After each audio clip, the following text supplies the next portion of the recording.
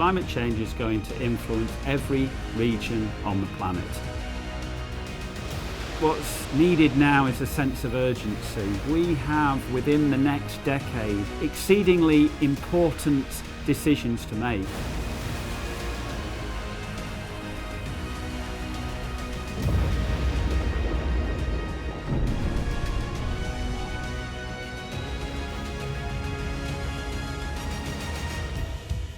Climate change is a very real threat to agriculture. It's also a very real threat to the way of life that we have right now. It is a very important issue that I think everyone should pay attention to. Going to the future, I think there is certainly scope to be optimistic. Many experts feel that going forward, as weather becomes more variable due to the macro-climatic factors, these control environment farming may become more important. And a small country like Singapore is hoping to play a major role in this, developing the technologies that can help us buffer the variances provided through climate change. I think a lot of young people are trying to be part of the solution, and I'm really glad that I'm also playing my part.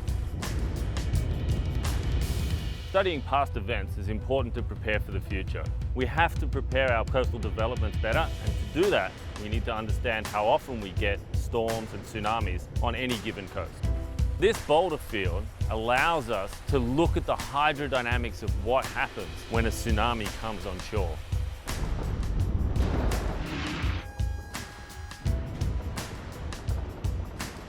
Here at the Earth Observatory of Singapore, we are creating the largest database of volcanic phenomena.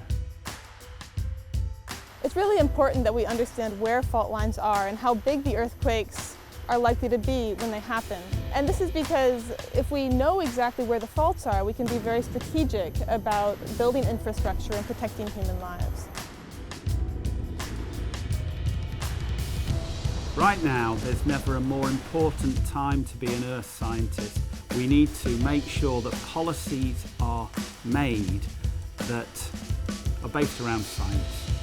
Many people now know that climate change is real, that they see the data or they see the observations for themselves. So here we're going to record mangroves. Mangroves are intrinsically related to sea level. Because we have plant macrofossils here, made out of carbon that you can radiocarbon date, can give you a timing. And then we can correlate those with known climate changes during the period from approximately 500 to 1,000 years ago.